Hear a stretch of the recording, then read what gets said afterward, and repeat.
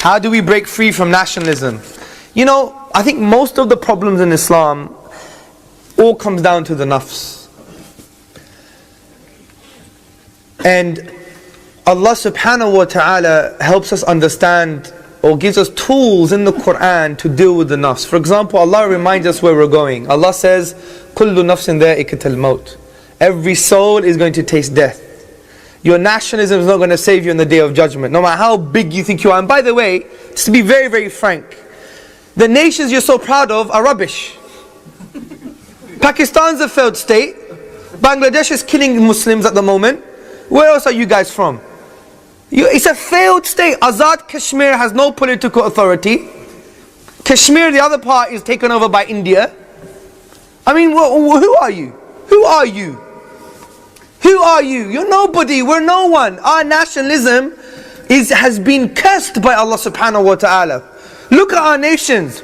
We can't even defend our own Muslims. We can't even feed our own people. And you're proud of where you're from?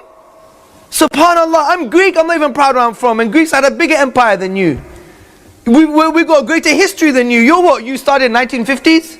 Bangladesh, 1971? And you think you're somebody? I'm sorry, this is bakwa, sorry, this is crazy, this is rubbish. I get so angry when I see this because it's a disease in the ummah. You know why? Wallahi, we have black brothers, they convert to Islam. Pious brothers, better than most of the Asian brothers sometimes. And they go to an Asian chacha. Say, Ya chacha, Assalamu alaikum rahmatullah. You know, I love you to bits, I see you in the masjid. Can I ask for your daughter's hand? He's going to have a heart attack. Yeah, Galima, yeah? What the heck is this guy? Yes or no? And I'm telling you, even some of you have this in your hearts now. Even you have this. Look, I know you guys, right? I'm in the Asian community. I'm married into the Asian community, okay? So I know Wagwan.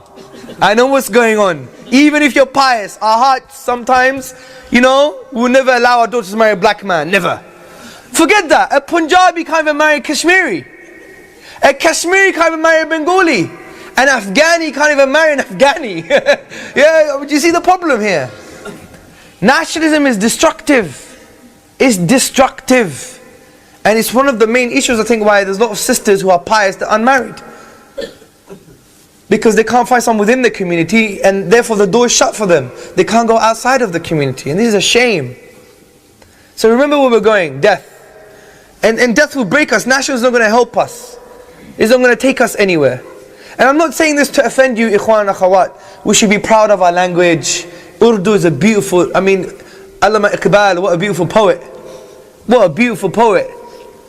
You know, there's one poetry I like that was translated in English. He said, you know, there's a big question that's affected the East, which is, does God exist? But I give them a new question. Does the self exist? You don't even know who you are and you're thinking about God. And once you know who you are, you know Allah exists. وَفِي أَنفُسِكُمْ أَفَلَا تُبْصِرُونَ. And in themselves, do they not reflect? Do they not see? So respect your language, respect your cultural customs that are not against Islam. But don't make it now your creed, your aqidah. It is the yardstick, it's the lenses, the glasses you put on your face to see the world. And it's all judged by those nationalistic boundaries. We are one ummah, khalas. Whether you like it or not, we bleed in the same color, we smile in the same language, and we laugh in the same language. And we eat with the same hand. Yeah? Come on, we're one. We are one, and remember this, okay?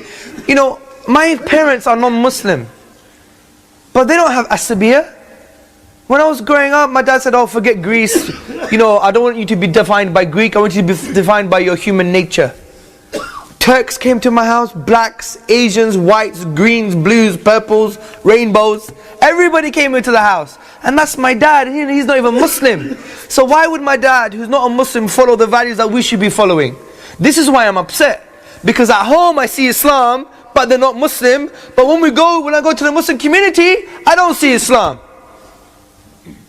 How does that make me feel? Another reverts. Wallahi, and we complain about the EDL. There's more racism in our community than the EDL. Listen to me carefully. I don't care how much you've been beaten up. There is more racism in the Muslim community than the EDL. At least the EDL, they have Asians, black Sikhs in the group. You know, we can't even in Bangladesh, right? A Chittagonian can't marry a Sylheti.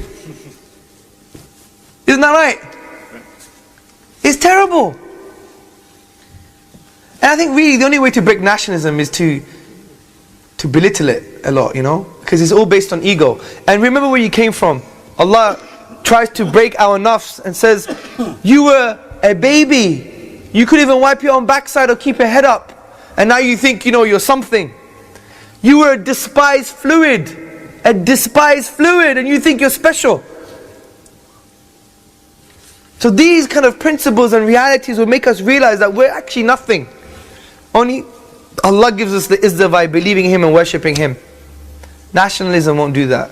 Even the Prophet ﷺ, when he took over Mecca, I believe, he stamped his foot, he said, nationalism is under my foot. Think about this. A few years ago, Ikhwan, relatively 10, 50, 60 years ago, 70 years ago, some guy, a colonialist, who killed your forefathers, drank their blood almost, and burnt their books, went on a map, and he drew some lines on a map, and you define yourself by those lines. Think about that.